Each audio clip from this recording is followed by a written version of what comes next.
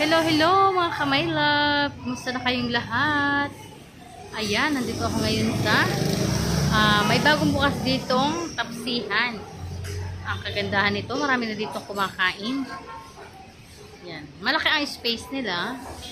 Pwede ditong parking. Ayan, may mga ilan na dumadating. Pakita ko sa inyo ang kanilang mga menu. Tsaka yung kung paano ang kanilang pagluluto ba. Ayan. Meron sila ditong sinasabi na yan, mga may palayok. Sari-saring kanilang mga pakulo baga. Napakaganda ng kanilang place dito, maliwalas. Lumian best seller, yan ang kanilang mga nakalagay. May mga specialty sinasabi. Tapos ang nagustuhan ko dito, yung yung place na kitang-kita mo kung paano niluluto yung ino-order mo. Yan. Kita nyo lang. Meron silang mga ayan, ganyan yung lapitan natin kung ano yung kanilang mga niluluto. Meron sila ditong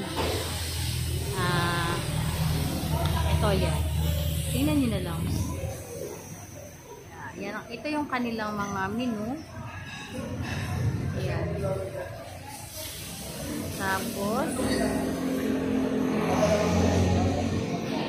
Tapos meron din sila ditong special nila dito ay Loming Batangas. Ayan. Syempre, hindi mawawala ang lahok ng itlog.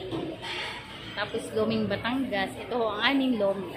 Marami sila ditong menu. Tapos mabait na mga staff. Kasi pinayagan nila na tayo ay mag-video sa kanilang mga niluluto. Talagang ipinapakita nila kung ano kanilang mga ginagawa. Ano yung lomi nila. Sa hindi po nakakaalam, ganito po yung Loming Batangas. Ayan. Kaluluto lang po niyan. Ready to serve na siya. Ayan. Tapos, syempre, meron sila mga short order na Mickey. Wari ko ito ay canton. Ito niluto ni Kuya. Ito naman ay mayroon silang mga itlog. Mga seryoso silang nagluluto. Yan. Yan. Kita nyo sila. Sila ay mga abalang-abala. Ito yung kanilang mga kanya-kanyang mga trabaho nila. Ayan. Kung makikita nyo ay napakaliwalas. Marami pong mga waiting na gustong mag-order sa kanila. Bago lang pong ito bukas, wari ko wala pang mga isang buwan. Kita nyo? Talaga namang sila ay abalang-abala. Kaya sa mga gusto po ng kumain, mga tapsilog, lomi, short order, malapit lang po yan dito sa may tapat ng hospital sa San Pascual, Batangas. Inaabangan ko yung yung pagluluto ni Kuya. Talagang na-amaze ako. Kasi para lang ako nasa ibang bansa, no? Ayan. Garniho ang aming. Kita nyo, diba? Marami pang niluluto sila. Ayan, ready to serve na. Yung niluto ni Kuya Canton. Ayan, diba?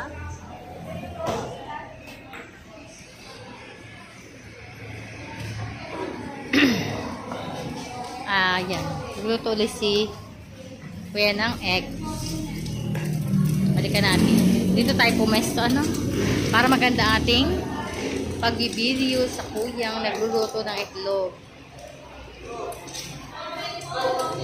Talaga namang, ayan. Kasama yan sa mga tapsilog nila. Ready to serve na yun. Kanilang luto na yan.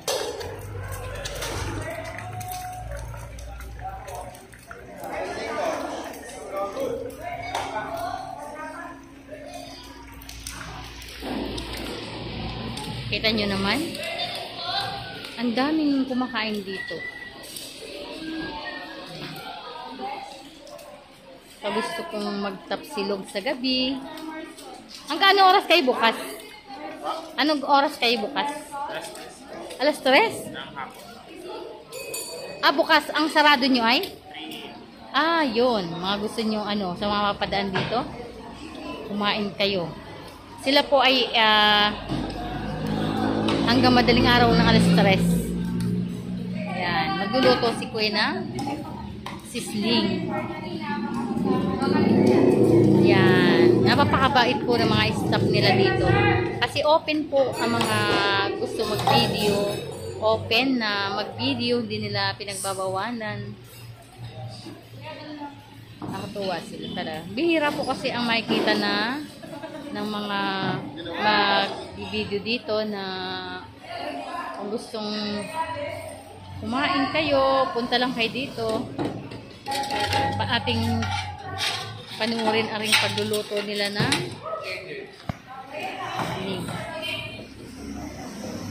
Kuya, hinalo na naman niya yung kanyang lomi na special. Ayan.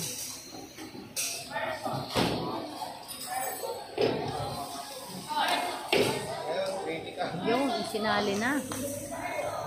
Di ba? Yan, nausok na. Matitikman natin ngayon yung kanilang mga menu.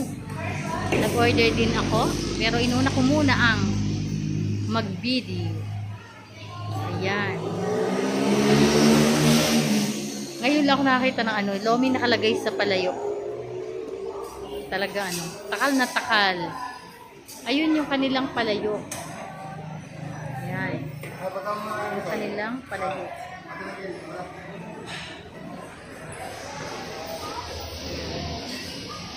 Kanya-kanya po sila ng duty. And then, ipakita ko sa inyo yung paligiran nila. Merong mga kumakain, mga alis at dating ng ganito ang itsura ng pagsa. Ayan, kitang-kita na. Ang daming tao dito. Tahimik lang. Magaling at wala tayong kalaban.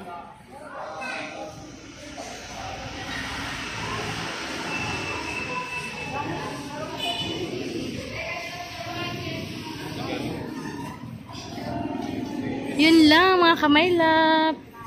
Thank you for watching. Salamat sa inyo.